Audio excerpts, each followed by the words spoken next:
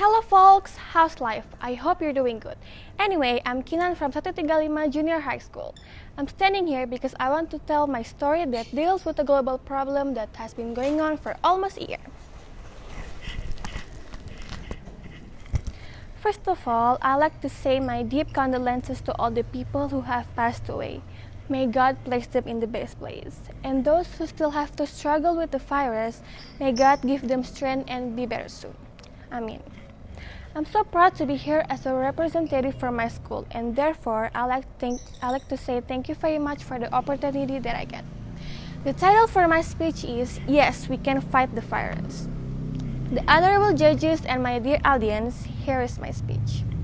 Let me ask you some questions. Do you hate with this current situation? You can go to school, play with friends, or even you can go to the mall. Do you feel afraid that you might be the next person to get infected? Or do you feel sad because your family, neighbors, relatives, friends get infected or die because of the virus? Coronavirus with its problematic cases has inspired many people.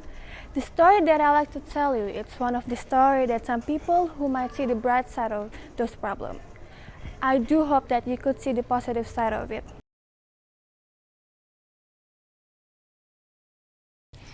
There's a kid who looking at the newspaper. His eyes plastered to the old-fashioned paper. It's actually a week ago paper, which he found accidentally when he was playing with some of his friends.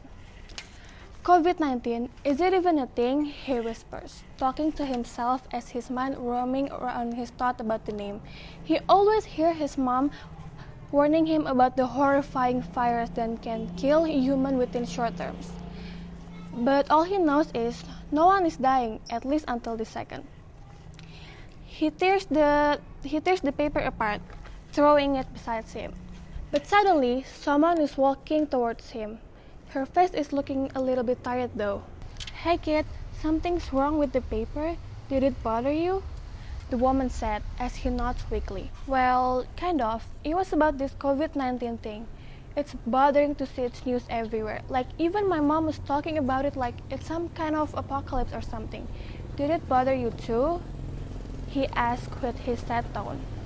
With that, the older is smiling, rubbing the back of the kid. She exhaled heavily. Now her eyes are looking at the crystal clear sky.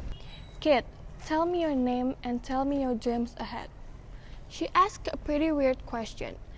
He asked himself, but he just shrugged it off and smiled. My name is Daniel, and I really want to be a doctor someday. I love to help other people. Okay, Daniel, I am Teresa. I would like to tell you about my past experience. Well, it's kind of boring, but I'll listen. The woman smiled, now facing the kid, with her hand start to make a motion of a rainbow. COVID-19, it's how people call it. But it's also known as a coronavirus. It is indeed a little bit tough to undergo stressful times when this happens. Everyone is trying to find a solution to this big problem. WHO has also determined that COVID-19 is a global pandemic. The situation was chaotic at that time. People were so panicked that they lost their mind a little. So people believe that this all happened when one person was infected after buying meat at Wuhan market, China. However, this virus spreads very quickly, even though the symptoms are difficult to see. This virus can spread through touch and air. But doesn't it sound crazy that this virus has killed millions of people in the world?